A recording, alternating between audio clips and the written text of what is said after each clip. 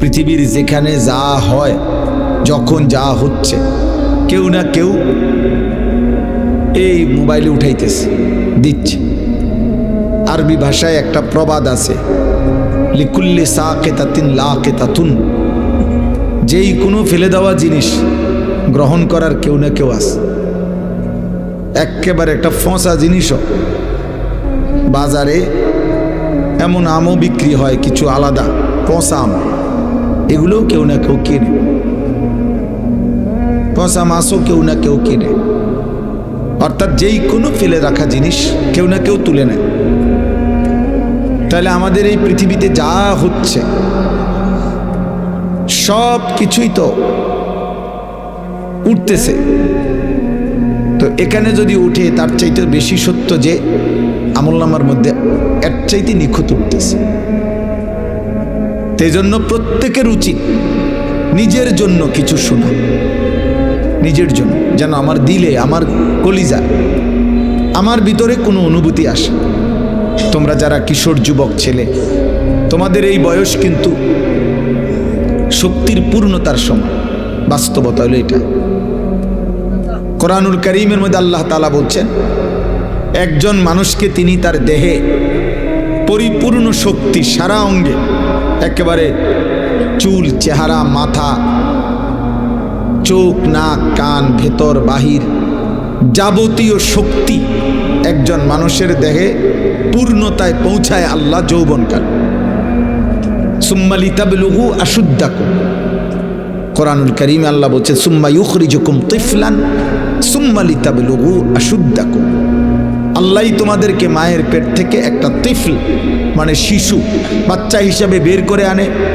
অতঃপর আল্লাহই তোমাদেরকে ধীরে ধীরে শক্তির পূর্ণতায় পৌঁছিয়ে দেয়। আর এটাই তাফসীরে আছে যৌবনকাল। সুম্মা লিতাকুনু শুয়ুখা, অতঃপর আবার তোমাদেরকে দুর্বলতা মানে বৃদ্ধকালীন অবস্থায় নিয়ে আসে। কোরআনুল কারীমের মধ্যে আল্লাহ তাআলা বলেন, আমি মানুষের হায়াতকে 3টা ভাগে ভাগ করেছি। এর 2 ভাগ দুর্বলতা, 1 ভাগ শক্তি। আল্লাহ তাআলা বলছেন, আল্লাহুল্লাযী খালাকাকুম মিন দুআফিন, আল্লাহই তোমাদেরকে সৃষ্টি করেছেন দুর্বল অবস্থায় মানে শিশুকাল। সুম্মা জাআলা মিন বাদি দুআফিন কুওয়াতান, অতঃপর তোমাদের দুর্বলতার উপরে তিনি নতুন করে তোমাদেরকে দিয়েছেন কুওয়াতান, শক্তি মানে যৌবনকাল। সুম্মা জাআলা মিন বাদি কুওয়াতিন দুআফান ওয়া শাইবা, অতঃপর তিনি আল্লাহই পুনরায় আবার ফিরিয়ে দিয়েছেন দুর্বলতা এবং বৃদ্ধ অবস্থা। ইয়াখলুকু মা ইয়াশা, তোমার দেহ দেখলেই তুমি বুঝবে বান্দা যে আল্লাহ যখন যা ইচ্ছা তাই করতে পারে। এক হাতে একবার দুর্বল, একবার সবল, আবার দুর্বল, তিনি যা ইচ্ছা তাই করতে।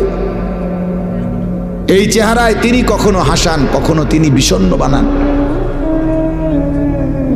অর্থাৎ আল্লাহই যা ইচ্ছা তাই করতে পারে। তাইলে মূলত অপদার্থ কোথাকার, আবার হাসো বেটা, ফালতু কোথাকার। তুমি কি তামাশা মনে করছো বিষয়টা? তোমার তো অনুমতি দিলাম চলে যাওয়ার জন্য বেটা, যার অসুবিধা হয় সে চলে গেলে ভালো। আমার তো এটা কোনো নির্বাচনী ক্যাম্পেইন না, আমি ভোট প্রার্থী না ভাই, আমার কোনো মার্কা নাই, আমি কোনো মার্কার ক্যাম্পেইনও করি না, কারো কাছে কোনো ভোট প্রার্থনা করি না, কোনো দল বা কোনো ভোটের পক্ষে, কোনো মার্কার পক্ষে প্রচারণাও করি না। খালাস, আল্লাহর জন্য বলতে থাকি, 1 জন হোক 10 জন হোক, বরাবর। আমি 4 জন মানুষের সামনে ওয়াজ করছি জীবনে, অসুবিধা কি? 10 জন মানুষের সামনে ওয়াজ করছি। এই মাহফিলে আমি অনেকবার আসছি, অনেকবার। কামরুল আমার আজকের ছাত্র না, তো পুরান ছাত্র আমার। সমর্থনের কোনো বিষয় না ভাই, আমি নিষেধ করলাম, সুন্দরভাবে বললাম, এখন কেন দমক শুনলাম?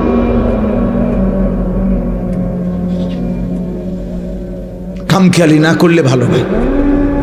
মনে রাখো আব্বা, এটা তুমি আজকে তোমরা কিশোর যুবক ছেলেদেরকে সবচেয়ে বড় বদনসিব বাবা, যাকে কেউ টানে ধরে না, খোদার কসম, কোনো মানুষের জীবনের সবচেয়ে বড় দুর্ভাগ্য কি? আমরা কিতাবে পড়ছি, কোনো মানুষের জীবনের সবচেয়ে বড় দুর্ভাগ্য হলো যে তার কপালে এমন একজন অভিভাবক জোটে নাই যে তাকে টেনে ধরবে। এটা তার জীবনের সবচেয়ে বড় দুর্ভাগ্য। এরকম একটা অভিভাবক যে পায় নাই, সে আসলেই মন্দ করে। এক সময় ঘুরতে ঘুরতে লাওয়ারিসের মতো জীবনটা এলোমেলো হয়ে যায়। কিন্তু এমন একজন কেউ যদি জোটে, এটা করবা, এটা ছাড়বা, এদিকে আসো, চুল কাটো, জামাইটা বদলাও, এখন নামাজ পড়, এই যে একজন ধরুন না তারে আগলায় রাখে, টাইনা রাখে, এরকম একটা মানুষ যার কপালে জুটছে অভিভাবক, ওই মানুষের জীবনে সবচেয়ে বড় সৌভাগ্য, ভাগ্য এটা। যত মানুষ এই পৃথিবীতে, খোদার কসম, মাদ্রাসা হোক, জেনারেল লাইন হোক, ভদ্র, শিক্ষিত, মার্জিত, চরিত্রবান, পবিত্র, আমার ভাই, যেই কোনো কেউ লক্ষ্য করে দেখো, খবর নাও, তাকে কেউ একজন আগলাইয়া ধরে রাখছে, টাইনা ধরে রাখছে, এলোমেলো হইতে দেয় না। আলহামদুলিল্লাহ, পরবর্তী 4 বছরের ব্যবধানে দেখছি যে আমার জীবনে বড় ভাইয়ের এই সিদ্ধান্ত মেনে নেওয়ার কল্যাণ আমার আজকে 25 বছর ধরে এটার ফলাফল ভোগ করছে। মানে আমার ফায়দা হয়েছে। আমি গেলে ক্ষতি হতো, আমার জীবনের ক্ষতি হতো। এরকম অসংখ্য, সারা রাত কইতে পারবো। আমার বলার উদ্দেশ্য, বাবা, আজকে অধিকাংশ ছেলে লাওয়ারিসের মতো। আপনারা নাইলে একটা ছেলেকে জিজ্ঞেস করেন, যে ছেলেটা আপনার চুলগুলো মুশরিক বেঈমানের মতো, তার কোনো অভিভাবক আছে কিনা আপনি জিজ্ঞাসা করেন। এখন দাঁড়া করা বলেন যে তার কোনো অভিভাবক আছে কিনা। সে 16 বছর বয়সেই অভিভাবক হারা। তারে কেউ ধরে রাখার মতো, আগলায় রাখার মতো কেউ ক্ষমতা রাখে না। কারণ আপন মা বাবা পর্যন্ত লজ্জিত তার চুল চেহারা দেখে। মা বাপও মনে করে যে এই ডাকাত, কি কইলে কি করে বয়, খাওয়া যায় না, বাদ দাও বাবুরে, বাদ দুগা খাইতে হয়েছে, খাওয়াই দাও, টাকা চাইছে দিয়ে দাও। আহা বদনসিব, তোর মা তোকে ভয় পায়, তোর বাপ তোকে ভয় পায়, তো তোর জন্য আর কাঁদবে কে? এই পৃথিবীতে তোর ভালো আর চাইবে কে বেটা? সমবয়সী বন্ধুরা, অসৎ কতগুলো নোংরা ছবি আর উলঙ্গ জিনা ব্যভিচারের কথা। সমবয়সী অনেক যুবক দেখবেন 16-18, আমি শুনছি তো 16-18-20 বছরের ছেলেরা যখন আড্ডা দেয় বেটা, এমন বিশ্রী নোংরা কথা বলে, নারী ছবি, অশ্লীল কথা। কুত্তাও এগুলা বলে না, কুত্তা, কোন কুত্তাও এরকম কথা বলে না। ফুর্তি লাথি দিতেছে, একটের ফাসাদ, আরেকটার চুল টাইনে ধরছে, আরেকটার জামা কুশি দিয়ে লাইছে, কিরে কিতে হয়েছে না, এমনি তামাশা। আহা, কে মা, কে বাবা, কে অভিভাবক, কার মার ফুত, কার মার ছেলে, কিচ্ছুর খবর। লাওয়ারিস, এটা দুর্ভাগ্য আব্বা। ভাত খাওয়া জীবনের কোনো সফলতার কিছু না, ভাত কোনো আশ্চর্য কিছু না। পেশাব পায়খানা, যৌন চাহিদা পূরণ, আমি প্রত্যেক দিন বলি, ঘুম, এ তো এগুলো জানোয়ারেরও পূরণ। একটা কুকুর বিড়ালও খায়, ঘুমায়, পেশাব পায়খানা করে। লজ্জাস্থানের চাহিদা কুত্তারও পূরণ হয়, নাহলে কুকুরের বাচ্চা হয় কেমনে বেটা? হ্যাঁ বেটা, যৌন চাহিদা তো জানোয়ারেরও পূরণ হয় বেটা, নাহলে ছাগলের বাচ্চা হয় কেমনে, গরুর বাচ্চা হয় কেমনে বেটা? এটা তো জীবনের কোনো সফলতা না আব্বা। সফলতা হলো তুমি মানুষ হচ্ছ কিনা, তোমার কোনো আখলাক আছে কি। তোমার চুল, চেহারা, লেবাস, পোশাক, চেহারা দেখলে বোঝা যায়। 24 ঘন্টার মধ্যে একবার একটা সেজদা দাও নাই। আহা, মুসলমানের ঘরে এত বড় নাফরমান কেমনে জন্ম নিলাম? 365 দিনে খোদার 1 বছরে কোনোদিন ফজরের নামাজ পড়লা না। মুসলমানের ঘরে এত বড় মানুষরূপী জানোয়ার, চতুষ্পদ জন্তু কেমনে জন্ম নিল, কেমনে ঘুমাইলা? আহারে, তোর কপালে বুঝি একটা মা জুটল না। বাবা জুটলো না, কেউ কি জুটলো না তোকে নামাজের জন্য ডাকবে? আহা বদনসিব, দুর্ভাগা দুর্ভাগা। আলহামদুলিল্লাহ আমার মা ৭৫ বছর বয়স, এখনো আমার মা বৃদ্ধ, মাজুর, দুর্বল, একেবারে অসুস্থ মা আমার। আলহামদুলিল্লাহ মা এখনো জিগায় ফুত মহাদুর শুন, এখনো জিগাইছে,